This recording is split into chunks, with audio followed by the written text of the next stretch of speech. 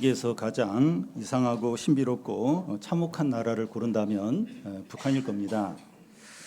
북한은 4대째에 걸쳐서 세습을 진행시키고 있고 또 핵을 보유한 9개 나라 중에 한 나라이고, 이 K컬처가 세계적으로 유명한데 K드라마나 영화를 보면 총살형에 처하고, 또 북한에서 탈출하려면 목숨을 걸어야 됩니다.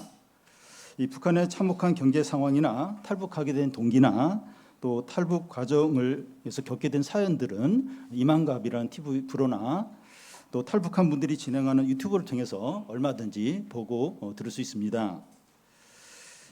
탈북한 분들을 보면 한 번 시도해서 한국에 온 분들도 있지만 여러 번 시도해서 온 분들이 대부분입니다.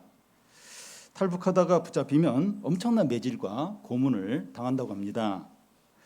그리고 탈북하는 과정에서 이 자기만 탈북에 성공하고 나머지 가족들은 다시 북한에 북송되기도 하고, 중국에서 인신매매로 팔려가기도 하고, 또 이산가족이 되는 경우도 있습니다. 이 탈북한 분들이 가장 마음 아파하는 경우가 북한에 있는 남아있는 가족들을 이제 생각할 때입니다. 그분들이 가장 원하는 것은 이 북한에 있는 가족들이 빨리 한국으로 돌아와서 함께 이제 사는 겁니다. 그것이 불가능하면 이 돈이라도 보내서 경제적으로 좀 여유 있게 살도록 이제 하는 거죠. 예수님은 제자들을 곧 떠나야 한다는 것을 잘 알고 계십니다. 예수님은 한두 시간 안에 체포가 되고 재판을 받고 24시간 안에 십자가에 달려 죽게 됩니다. 예수님은 세상에서 33년을 사셨기 때문에 세상이 어떤 곳인지 잘 아셨습니다. 그런데 예수님은 제자들을 세상에 놔두고 떠나셔야 하는 거예요. 세상은 예수님을 대적했듯이 제자들도 미워하게 됩니다. 그런데 이 제자들은 아직 믿음이 약해요. 또 능력이 없습니다. 그래서 예수님은 제자들을 위해서 기도하지 않을 수 없는 겁니다. 예수님은 제자들을 위해서 어떤 기도를 하십니까? 세상이 악하고 세상이 제자들을 미워하니까 빨리 하늘로 데려갈 수 있도록 기도하는 것이 아니라 다만 악에 빠지지 않게 해달라고 구하는 겁니다. 그리고 제자들을 위해서 돈이나 사회적인 지위나 재능을 구하는 것이 아니라 주님의 기쁨으로 충만해지도록 구하는 거예요. 우리는 예수님의 기도가 우리 마음에 안와 닿을 수 있습니다. 그 이유는 우리가 이제 자기 중심적이고 육신적이고 피상적이기 때문입니다. 그런데 우리가 이제 그리스도인이 어떤 사람이고 하나님이 어떤 분이고 세상의 실체가 무엇인지 알면 예수님의 기도가 우리에게 얼마나 필요한지 깨닫고 감사하고 찬양하게 될 겁니다. 예수님은 지금도 하나님 보좌 우편에서 우리를 위해서 쉬지 않고 기도하고 계십니다. 오늘 말씀을 통해서 우리가 세상 가운데서 주님의 기쁨으로 충만하게 되고 고난과 시험 가운데서도 악에 빠지지 않기를 바랍니다. 먼저 주님의 기쁨으로 충만해지도록 기도하는 겁니다. 13절을 우리 같이 한번 읽겠습니다. 지금 내가 아버지께로 가오니 내가 세상에서 이 말을 하옵는 것은 그들로 내 기쁨을 그들 안에 충만히 가지게 하려 함이니이다. 이 찾아가는 음악회라는 게 있는데 이 강원도 평창의 작은 마을 개촌에서 개촌 클래식이 12년째 열리고 있습니다. 시골에서 열리는 이제 클래식이지만 한예종 학생들과 교수들과 유명한 성악가들과 피아니스트들이 이제 출연하는 겁니다. 피아니스트 중에 조성진도 이렇게 여기 온 적이 있습니다. 출연자들이 연주하는 곡들도 수준이 있는 곡들을 연주합니다. 물론 이 개촌 클래식이 유명하니까 외부에서도 많이 이제 오기도 합니다. 그래도 음악회 주된 관객은 그 지역에 사는 이제 할머니, 이제 할아버지들인데 이분들은 클래식에 대해서 잘 모르십니다. 그렇지만 이분들은 시골의 유명한 음악가들이 와서 음악회를 열어주고 외부에서도 많이 방문해 주니까 이거 자체가 큰 감동이 되는 거예요. 기쁨이 되고 큰 위로가 되는 겁니다. 지방 소멸이라 젊은 사람들이 다 떠나고 시골에 이제 노인들만 남아 있는데 음악회를 통해서 특별한 기쁨을 이분들에게 이제 주는 거죠. 예수님은 제자들이 특별한 기쁨을 누리도록 기도를 하고 있습니다. 예수님은 지금 내가 아버지께로 간다고 말하고 있어요. 이 말은 예수께서 곧 체포되고 재판받고 십자가 달려 죽으실 것을 이제 말하는 겁니다. 예수께 이런 일이 일어날 때 제자들은 다 흩어져요. 베드로는 예수님을 모른다고 3번이나 부인을 하고 제자들은 깊은 침체와 두려움과 절망에 빠지게 됩니다. 예수님은 제자들에게 이런 일이 일어날 것을 다 알고 계십니다. 그래서 무엇을 이제 기도하는가 하면 내 기쁨이 그들 안에 충만하게 되도록 기도하는 겁니다. 내 기쁨, 그 예수님의 기쁨입니다. 그런데 십자가를 앞둔 예수님께 무슨 기쁨이 있겠습니까? 그런데 예수님께 기쁨이 있다는 거예요. 그래도 예수님께 기쁨이 있다는 겁니다. 십자가를 앞에 두고서도 사라지지 않고 흔들리지 않고 빼앗기지 않는 그런 기쁨이 있는 겁니다. 예수님의 기쁨은 상황이나 어려움에 영향을 받지 않고 세상과 죽음을 이긴 기쁨이고 진지하고 참되고 영원한 기쁨입니다. 그런데 이 세상의 기쁨은 어떻습니까? 환경에 좌우됩니다.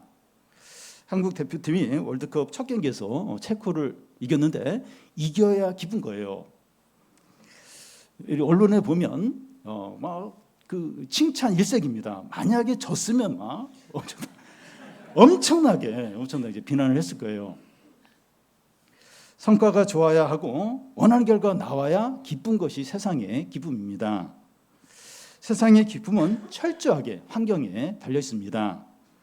그래서 세상의 기쁨을 추구하는 사람들은 행복하지 않습니다.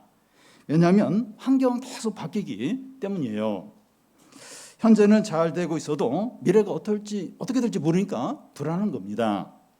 현재 재산이 있고 직장이 있어요. 자기 집이 있어도 미래가 어떻게 될지 모르니까 행복하지 않은 거예요. 기쁨이 없는 겁니다. 제자들은 예수님께서 십자가에 죽으신 후에 얼마 동안 실망과 두려움과 침체 가운데 지냈습니다. 그런데 오순절날 성령이 임하자 이 제자들 안에 주님의 기쁨으로 가득해지는 거예요. 대제사장과 장로들에게 체포되어 채찍질 당하고 죽음의 위협을 당한데도 기쁨이 있는 거예요. 기쁨으로 가득한 겁니다. 예수님이 내 기쁨으로 충만하게 해달라고 기도했는데 기도대로 제자들이 기쁨으로 충만한 겁니다. 예수님은 그 앞에 우리 기도하는 부분 앞에서 제자들을 통해서 내가 영광을 받게 해달라고 이제 기도를 했습니다. 제자들이 주님의 기쁨으로 충만할 때 주님의 영광을 받습니다. 그리스도인이 항상 기뻐하고 특히 고난 가운데서 이 기뻐할 때 그리스도가 영광을 받으십니다. 저런 어려움과 저런 상황에서 이 불평하고 화를 내고 우울하게 지낼 것 같은데 기뻐할 때 하나님의 영광을 받으십니다. 예를 들어서 어린 자녀인데 항상 웃어요.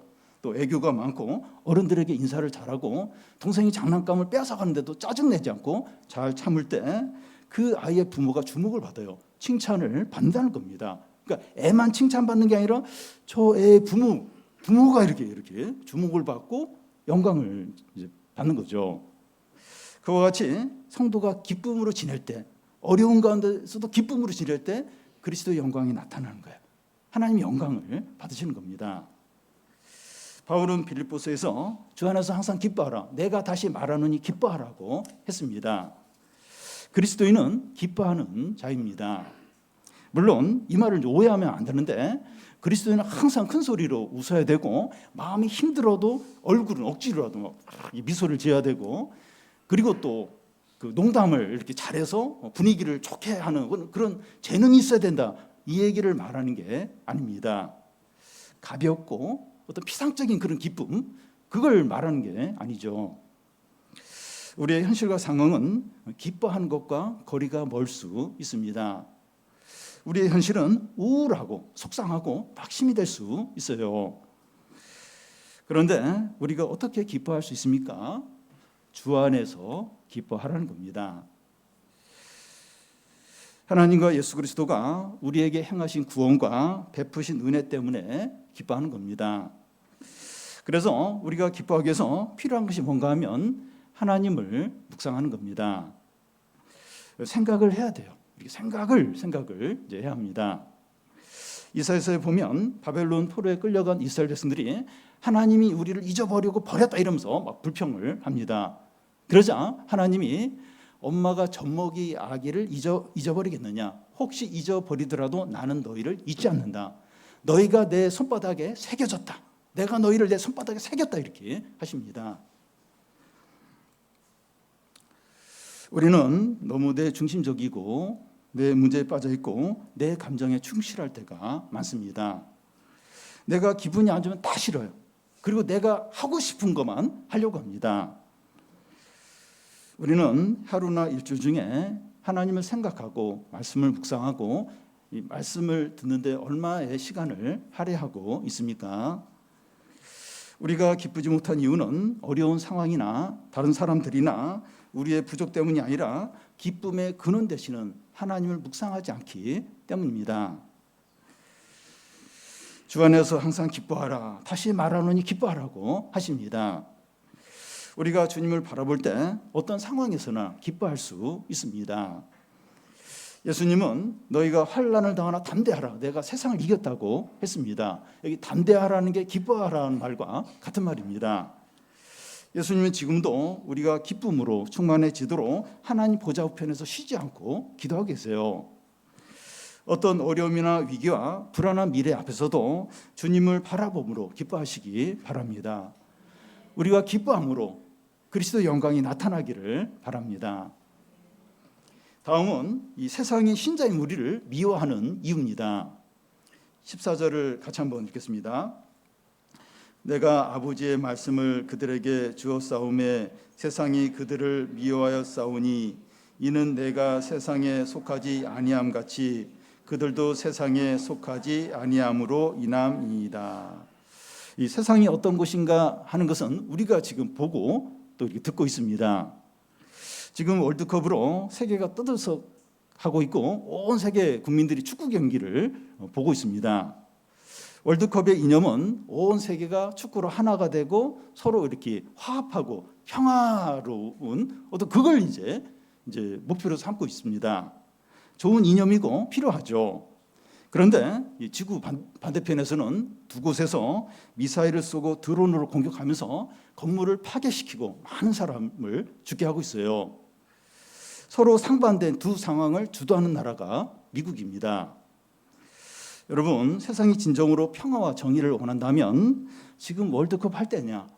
그 전쟁을 빨리 그치도록 어떻게 해서든지 우리 이걸 위해서 우리 같이 회의하고 같이 마음을 모으자 이렇게 했어야 됐죠. 그런데 전쟁이 일어나면 여러 나라들이 자기들의 이권을 챙깁니다. 우리나라도 두 곳에서 전쟁이 일어나니까 방산 분야가 엄청나게 막 수출이 많아지는 거예요. 그래서 큰 돈을 벌고 있습니다. 사람들이 계속 죽어나가도 전쟁이 지속되기를 원하는 사람들이 있습니다. 겉으로는 평화 정의를 외치지만 속으로는 전쟁과 탐욕을 추구하는 것이 세상의 모습입니다. 세상이 제자들을 미워합니다. 왜냐하면 내가 세상에 속하지 아니함 같이 그들도 세상에 속하지 않았기 때문이라는 거예요. 성경에서 이 세상이라고 할 때 세 가지 의미가 있습니다. 첫 번째는 온 우주 만물로서의 세상이에요. 하나님이 세상을 창조하셨다 할 때 이 세상은 온 우주 만물을 가리킵니다. 두 번째 세상은 사람들을 가리킵니다. 요한복음 3장 16절에 보면 하나님이 세상을 이처럼 사랑하사 하는데 이 세상이 사람들, 예수님이 하나님이 그 사람들을 사랑하셔서 독생자를 주셨다는 거죠. 세 번째는 이 하나님을 대적하는 세상으로서의 세상의 의미로서의 세상입니다. 여기서 이 세상은 이런 의미예요. 하나님을 대적하는 의미로서의 대적하는 세상으로서의 세상을 이제 말합니다. 세상은 하나님을 싫어하고 대적합니다. 그래서 하나님의 아들이 세상에 왔을 때 십자가에 못 박아 죽였습니다. 그 이유는 어둠이 빛을 싫어하기 때문이에요. 사람들은 자기 죄가 드러나는 것이 싫어서 참빛인 예수님을 거부를 했습니다. 예수님 자체가 사람들을 정죄합니다. 예수님이 세상에 오셔서 십자가에 죽은 것은 모든 사람이 죄인이고 자신의 능력과 선행으로는 구원받을 수 없다 하는 것을 선포하는 거예요. 그러니까 십자가 자체가 모든 사람은 죄인이다. 그리고 예수님을 믿는 것 외에는 소망이 없다. 이것을 이제 분명하게 선포를 하는 거죠. 사람들은 예수님을 믿어야 구원받는다. 예수님만이 길이고 진리고 생명이다. 이런 것에 대해서 기분 나빠요. 화를 내고 조롱을 합니다. 사람들이 어느 정도 예수님을 미워하고 싫어했는가 하면 그 로마 총독 빌라도가 살인자 바라바와 예수 중에서 누구를 풀어줄까 이렇게 하니까 사람들이 다 바라바를 풀어주고 예수는 십자가에 못 박으라고 이렇게 외쳤습니다. 아니 예수님이 한 일이 뭡니까? 무슨 나쁜 짓을 했습니까? 근데 살인자 바라바는 풀어주고 예수는 십자가에 못 박으라고 막 한 목소리로 외친 게 바로 세상입니다. 세상은 예수 그리스도를 대적하기 때문에 예수 그리스도를 믿는 신자들도 미워합니다. 우리가 신자답고 믿음이 좋을수록 세상은 더더욱 우리를 미워해요.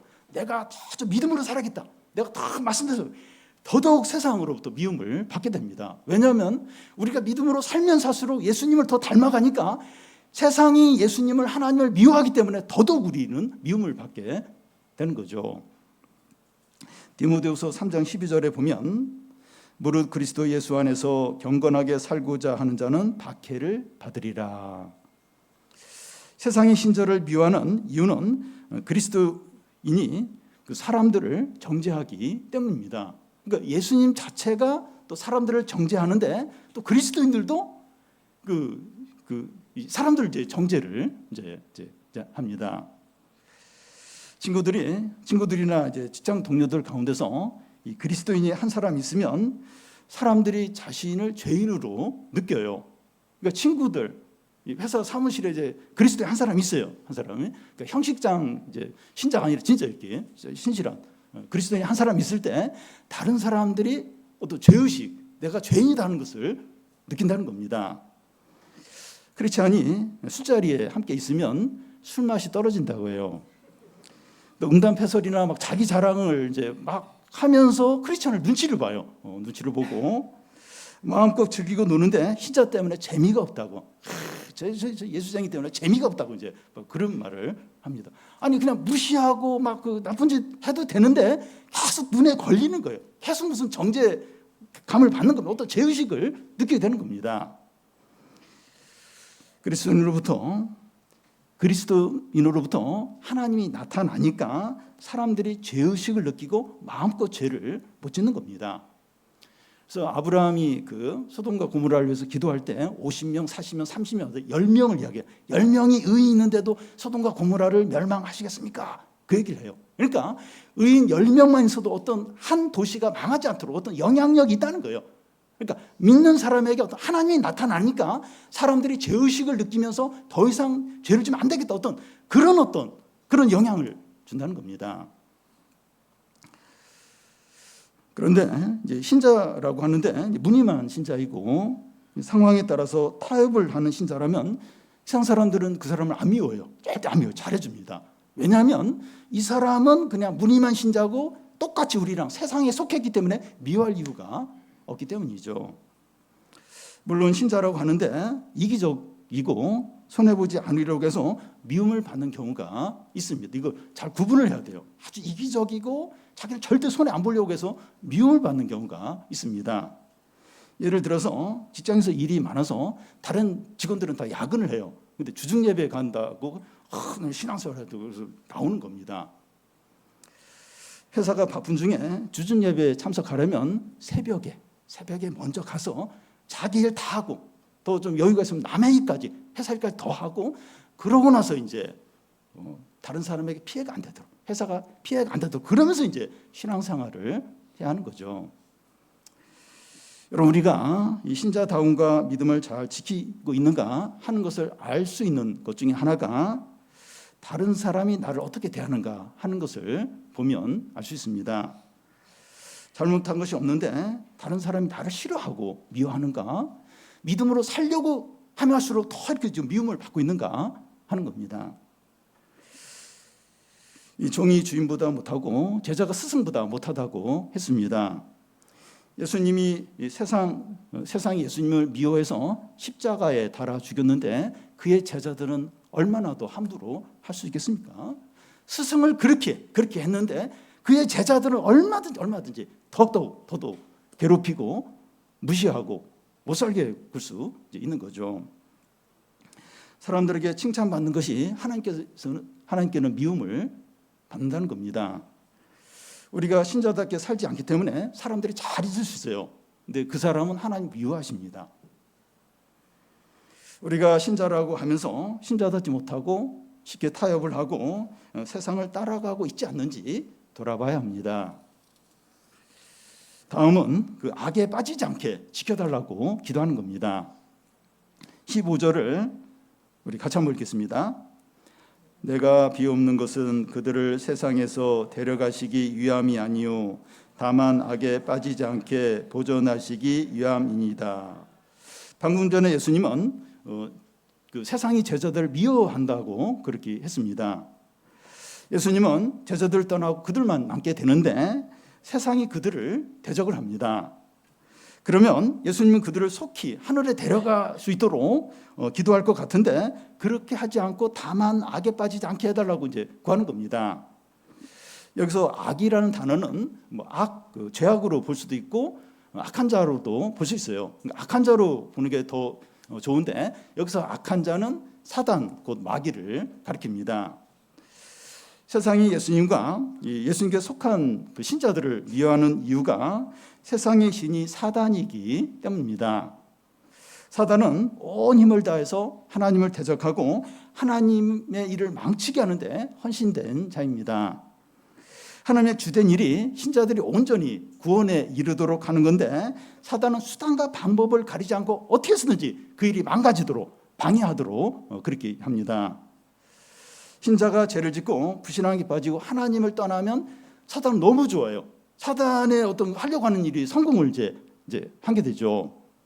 그래서 예수님은 떠나시면서 제자들이 악한 자하고 사단에 빠지지 않도록 해달라고 구하고 있는 겁니다.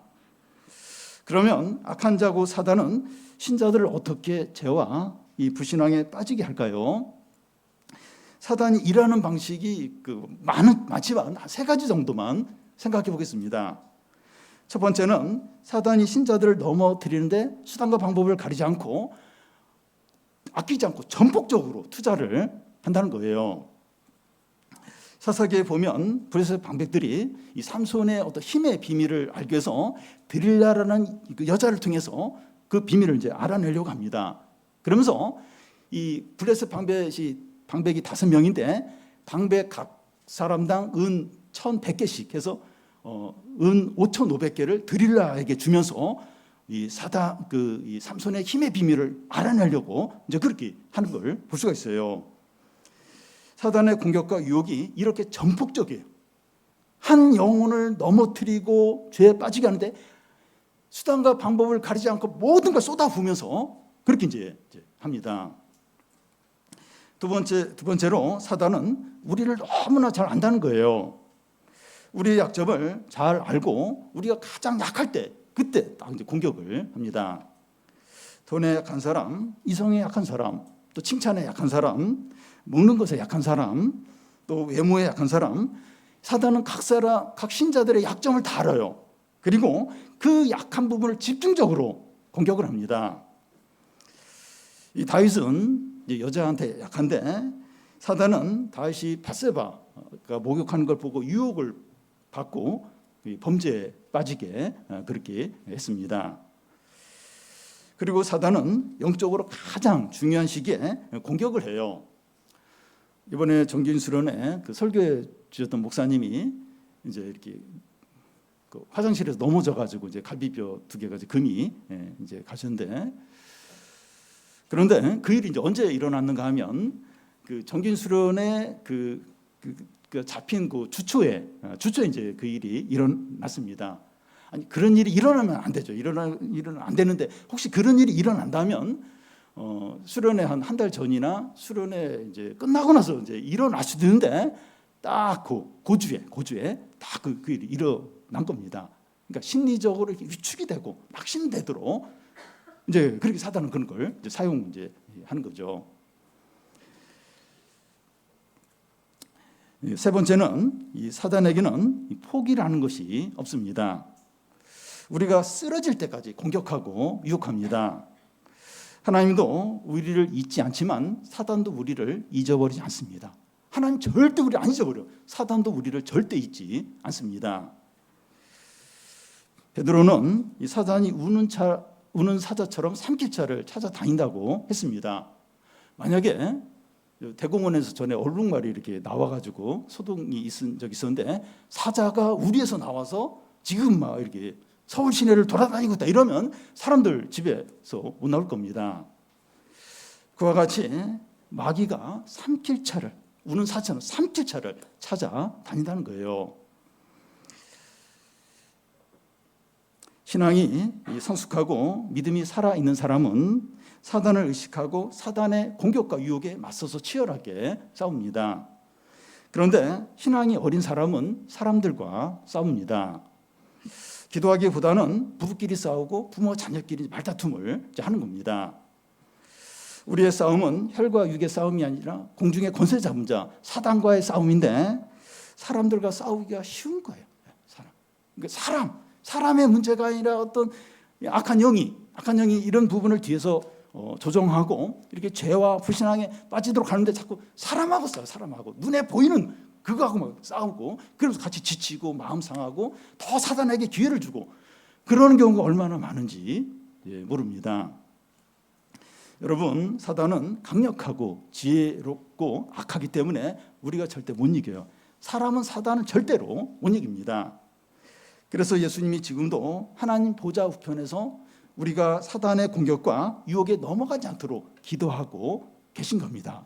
악한 자에게 빠지지 않게 하옵소서. 그래서 우리가 의식하지 못하지만 많은 부분에 있어서 보호를 받아요. 여러분, 지나고 나서 그때 상황을 돌아보면서 얼마나 내가 거기에 유혹에 빠질 뻔했는가, 얼마나 거기서 신앙을 잃어버릴 뻔했는가. 나중에 그걸 이렇게 깨달을 때가 있어요. 그러니까 우리가 모르지만 많은 부분에서 이렇게 지켜주십니다. 보여주세요. 그리고 우리가 넘어졌더라도 다시 또 일어나서 아무 일도 없었던 것은 다시 일어나서 신앙의 삶을 살도록 그렇게 이렇게 하시는 겁니다. 그러면 예수님이 우리 위해서 이제 기도해 주시니까 우리는 이제 바쁘게 할 일을 하면서 잘 지내면 됩니까? 그렇지 않습니다. 사단은 에덴 동산에서 하와를 유혹했던 것처럼 우리를 속이고 거짓말하고 사기를 칩니다. 그러니까 쉬지 않고, 그러니까 하나님도 우리를 잊지 않고 사단도 우리를 안 잊어버려. 어떻게 하면 요 신자를 이렇게 어떻게 하면 넘어지게 하고 어떻게 하면 속이고 어떻게 하면 죄짓게 할까? 그걸 계속해서 생각하고 이제 기회를 이제 노리는 겁니다. 여러분, 사기가 뭡니까? 사실이 아닌데 사실처럼 믿게 해서 망하도록 이제 만드는 거죠. 사단이 우리에게 속삭이고 제안하는 모든 것들이 사기입니다. 그러니까 사단의 어떤 이렇게 유혹을 들으면 진짜 사단만이 그래도 나를 제일 아껴주고 내 필요를 잘 알고 있어요. 하나님은 하지 말라는 것 많고 이 사단이야말로 내 제일 좋은 친구야 이러면서 막 여러 가지 막 제안을 하는데 모든 게 사기입니다. 사기. 거짓말이에요. 거짓말. 우리는 이 사단의 거짓말과 사기에 넘어갈 때가 얼마나 많은지 모릅니다. 우리는 SNS를 통해서 수많은 영상과 메시지를 듣고 보고 있는데 거기에 행복과 만족과 구원이 있는 것처럼 마음을 다 빼앗길 때가 많습니다. 성경은 별로 이렇게 보고 싶지 않고 말씀은 듣고 싶지 않고 그러니까 이렇게 핸드폰 가지고 이렇게 거기서 행복과 만족과 거기에 구원이 있는 것처럼 그렇게 할 때가 얼마나 많은지 모릅니다. 우리는 깨어서 사단의 유혹과 싸워야 됩니다. 마귀를 대적하라. 그러면 너희를 피하리라. 마귀는 대적하는 수밖에 없어요. 이렇게 좀 뭔가 이렇게 친하게 지내고 좀 이렇게 사단과 좀 가까이. 그러면 이제 넘어가네. 마귀를 대적하라. 그러면 너희를 피하리라. 사단과 싸우는 방법밖에 없습니다. 우리는 싸우고 예수님은 기도하고 이러면서 이제 사단의 거기에 빠지지 않는 것이지. 예수님이 기도해 주시니까 널널하게 안 된다는 거예요. 또 우리가 하는 것만으로도 안 돼요. 주님이 또 우리를 위해서 기도해 주셔야 됩니다. 이게 함께 가야 하는 거죠. 마지막으로 한 가지만 더 생각해 보겠습니다. 왜 하나님은 예수님 믿는 우리를 바로 하늘로 데려가시지 않느냐 하는 거예요. 예수님이 말씀하셨듯이 세상이 하나님을 대적하니까 신자들도 미워하고, 신자가 세상에 있으면 그래서 미움을 받고 고생을 많이 합니다. 또 사단이 신자들을 수단과 방법을 가리지 않고 유혹하고 공격하니까 죄를 지을 가능성도 많습니다. 그리고 신자는 거듭났기 때문에 세상에서 성공하고 돈을 많이 버는 이게 이제 목표가 아니에요. 그래서 세상에서 열심히 사는 게 무슨 의미가 있는가, 이런 생각이 이제 들 수 있습니다. 우리 청소년들은 공부하기 싫고 학교 가기가 이제 싫을 수 있고, 청년들은 취업도 너무 힘들고, 장년들은 경제적으로 쪼들리고 건강도 안 좋고 노후가 걱정이 되고, 이런저런 것을 생각하면 하루하루 사는 것이 의미가 없고 빨리 천국에 가고 싶은 때가 있어요. 그냥 오늘 밤에 자고 그냥 모든 거 잊어버리고 모든 짐 이렇게 떨쳐내고 그냥 싹 그냥 하늘로 갔으면 좋겠다, 이런 생각이 들 때가 솔직히 많습니다. 하루, 한 달, 1년을 사는 것이 무슨 의미가 있는가, 이제 쉬고 싶다 하는 생각이 가득할 수 있습니다. 그런데 예수님은 세상이 얼마나 악하고 불의하고 신자들을 박해한다는 걸 다 아시면서 하나님께서 그들을 세상에서 데려가도록 기도하지 않으신 겁니다. 그 이유가 무엇일까요? 이 사는 게 무슨 의미가 있나? 무슨 의미가? 힘든데 또 더 살면 죄를 많이 지을 것밖에 없는 것 같은데 여기서 하루하루 이렇게 사는 게 무슨 의미가 있을까? 또 몸도 아프고 그러면 더 이제 그런 생각이 들 수 있어요. 왜 하나님 우리를 바로 하늘로 데려가지 않으시는 겁니까? 세 가지를 생각해 보겠습니다. 첫 번째는 신자들을 데리고 가버리면 누가 복음을 전하느냐 하는 겁니다. 우리도 예수 믿고 이 자리에 앉아 있는 것은 누군가 복음을 전했어요. 교회로 데려왔기 때문에 예수 믿고 이 자리에 있는 겁니다. 신자들이 다 하늘로 가버리면 누가 불신자에게 복음을 전하고 기도하고 하나님께로 이끌겠느냐 하는 겁니다. 예를 들어서 장애인 청년 자녀가 있는데 엄마가 혼자 이제 돌봤습니다. 그런데 엄마가 이제 암에 걸려서 이제 1년밖에 이제 살지 못하는 거예요. 엄마는 자기가 이제 죽는 것보다도 장애 가진 자녀를 누가 돌봐주느냐, 이게 이제 걱정이 많은 겁니다. 그와 같이 신자들이 하늘로 다 가버리면 누가 불신자에게 복음을 전하고 누가 그들이 구원받도록 돕느냐 하는 겁니다. 18절에 보면 아버지께서 나를 세상에 보내신 것 같이 나도 그들을 세상에 보냈다는 겁니다. 하나님이 예수님을 세상에 보내신 것 같이 예수님이 신자들을 세상에 보낸다는 거예요. 하나님이 예수님을 세상에 보냈다고 하는 것은 분명한 목적이 있는 겁니다. 하나님 아버지가 아들 예수께 한번 세상에 가봐, 한번 이렇게 가서 좀 놀다 와, 그렇게 해서 보낸 게 아니죠. 분명한 목적을 가지고 보낸 겁니다. 죄에서 사람들을 구원하기 위해서 그 엄청난 목적을 위해서 하나님의 아들을 보낸 거죠. 예수님이 신자를 세상에 보낸 목적도 분명합니다. 복음을 전하기 위해서. 그걸 위해서 세상에 보낸 거죠. 여러분, 우리가 죽지 못해서 살거나 또 의미 없이 하루하루를 살거나 또 돈을 많이 벌거나 또 자아를 실현하기 위해서 사는 것이 아닙니다. 물론 이런 것들 위해서 살 수도 있어요. 그렇지만 우리의 진정한 목적, 우리가 진정한 삶의 목적은 우리를 통해서 하나님이 나타나는 거예요. 그 사람들이 구원을 받도록 하는 게 우리의 진정한 삶의 목적입니다. 그러니까 이게 사는 게 그냥 사는 게 아니라 예수님이 보냈어요. 예수님이 우리를 불렀어요. 그리고 다시 보냅니다.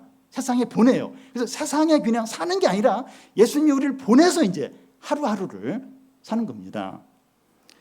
여러분, 하나님이 우리에게 생명을 주시고 또 집을 주시고 건강을 주셔서 하루를 이렇게 살게 하는 이유는 너무나 분명합니다. 여러분 이렇게 하루하루가 별로 의미가 있고 이게 소중한 생각이 안 들어요. 근데 우리 인생에 다 그런 때가 와요. 하루만 더 살았으면, 그 자녀가 부모에게 우리 부모 하루만 더 사셨으면, 한 시간만 더 살, 그런 어떤 간절함이 있을 때가 옵니다. 그러니까 하루가 그냥 하루가 아니에요. 하나님이 생명을 주시고 은혜를 주시니까 하루를 사는 것이지 그냥 하루가 아니라요. 근데 이 하루가 그냥 사는 게 아니라 분명한 목적이 있는, 주님이 보내서 우리가 지금 이 하루를 살고 있고 생명을 주고 은혜를 주셔서 우리가 하루를 살고 이런저런 일을 하고 있다는 겁니다. 우리를 통해서 하나님이 나타나고 사람들이 구원받도록, 물론 다른 유익한 일도 있는데 이게 가장 유익해, 이게 가장 결정적으로 중요한 일이고, 그걸 위해서 우리를 이 땅에 보내시고 살게 하시는 거죠. 여러분, 돈이 없어도, 건강이 안 좋아도, 은퇴해도 이 일은 할 수가 있어요. 뭐 다른 일을 못해도 이렇게 하나님이 나타나고 사람들이 이렇게 구원을 받도록 이렇게 도와주는, 그건 최악의 상황에서도 이건 할 수가 있어요. 이게 우리가 사는 진정한 목적인 거죠. 두 번째는 신자가 몸을 가지고 세상에서 살아야 하나님을 경험하고 하나님을 배우고 하나님을 누리게 된다는 겁니다. 우리는 청소년기를 보내면서 공부와 친구 관계로 엄청나게 고민을 하고, 청년들이 되어서 또 취업과 진로로 또 고민을 하고, 이성교제 실패하기도 하고, 또 어렵게 이제 결혼을 하고, 결혼을 하면서 부부가 서로 맞추기 위해서 막 갈등을 겪기도 하고, 또 건강 문제로 고생하고, 또 경제적인 문제로 어려움을 느끼고, 연로하시고 병든 부모님을 돌보는 이제 그런 어떤 수고를 하고 있습니다. 이런 과정에서 우리의 죄인됨과 약함을 깨닫고 하나님의 능력과 은혜와 사랑을 맛보고 누리게 됩니다. 그냥 하나님을 경험하는 게 아니에요. 참 이렇게 어떤 극한까지 큰 어려움과 그런 어떤 갈등과 이런 걸 겪으면서 이제 하나님의 은혜와 능력을 그때 이제 느껴요. 경험을 하게 됩니다. 우리가 신자로서 세상 가운데 살아가면서 하나님을 생생하고 경험하고 배우게 되는 거죠. 세 번째는 우리가 변화되고 거룩하게 되기 위해서입니다. 우리는 예수님을 믿으면 자동으로 성품도 리셋되고 생활 습관도 리셋되고 모든 것이 새롭게 되기를 기대하는데 그렇게 되지 않아요. 우리 그런 어떤 생각을 해요. 예수님 믿으니까 다 변하고 완전 새 사람이 되고 그렇지 않습니다. 그렇게 안 돼요. 예수님 믿고 거듭났는데 우리의 재성과 생활 습관은 그대로 있습니다. 우리는 고난과 사람들과의 관계를 통해서 수없이 깨지면서 조금씩 변화됩니다. 특히 사람들과의 관계를 통해서 우리 재성을 적나라하게 드러납니다. 여러분, 여러 가지 어려움이 있는데 제일 그 어려움이 오래 지속이 되면서 아주 집요하게 괴롭히는 것 중에 하나가 대인관계. 이 사람 관계는 바로 안 끝나요. 안 끝나고 오래 지속이 되면서 내가 어떤 사람인가 이 속에 있는 게 다 나오게 됩니다. 부부 관계에서, 부모와 자녀 관계에서, 또 친구들과의 관계에서, 교인들과의 관계에서 우리 자신이 얼마나 교만하고 이기적이고 욕심이 많고 고집이 센가 하는 것을 깨닫고 조금씩 이렇게 겸손해지고 은혜를 구하면서 조금씩 이렇게 변하게 됩니다. 신자가 마지막 날 흠도 점도 없는 그리스도 신부로 나타난다고 하는데, 어느 날 갑자기 짠 하면서 영광스러운 그리스도 신부가 나타나는 것이 아니라 세상을 살면서 부딪히고 갈등하고 깨어지면서 성화가 되어 가는 겁니다. 그래서 신앙생활은 공동체 중심으로 해야 돼요. 그러니까 어떤 경우는 그런 공동체, 내가 교회 다니면서 오히려 신앙이 이제 약해진다 이러면서 이렇게 교회를 가더라도 이렇게 교제를 안 하고 그런 경우가 있어요. 그런 사람이 있어요. 근데 그러면 신앙이 잘할 수가 없어요.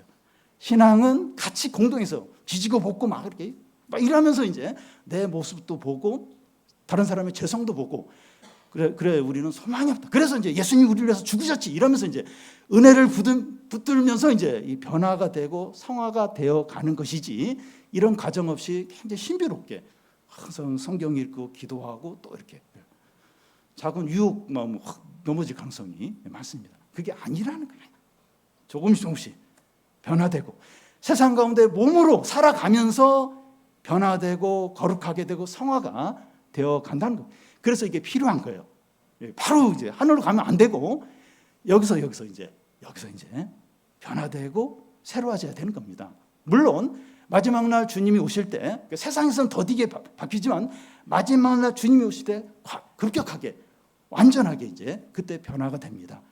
그럼에도 이제 이 세상에서 또 그런 변화의 과정이 필요 이제 한 겁니다. 전 여러분, 하나님은 오늘 밤이라도 우리를 하늘로 데리고 가실 수 있습니다. 그런데 우리에게 생명을 주시고 건강을 주셔서 하루하루를 살게 하시는 이유는 분명 목적이 있기 때문입니다. 지옥에 갈 수밖에 없는 사람들에게 복음을 전하도록 보십시오. 이렇게 좀 찾아가서 복음을 전하고 이렇게 뭔가 이렇게 신앙적으로 조언을 주는 일어날 사람이 있어요. 예수 믿을 사람이 있어요. 근데 그들에게 복음을 전하도록 하나님의 은혜와 사랑과 능력을 더 풍성하게 알아가도록 우리가 변하여 거룩하게 되도록 하기 위해서입니다. 그동안 우리의 삶이 지루했고 왜 사는지 몰랐고 하루하루를 의미 없이 보냈고 단지 눈에 보이는 목표를 위해서 바쁘게 살았는지 모릅니다. 그런데 이제 한 달이나 일주일이나 하루나 한 시간이나 단 1초라도 헛되이 의미 없이 보내는 것이 아니라 하나님이 우리를 세상에 보냈고 살게 하신 목적을 생각하고 마음과 뜻과 목숨을 다해서 충실하게 사시기 바랍니다. 우리 나의 안에 거하라 같이 찬양하고 기도하겠습니다.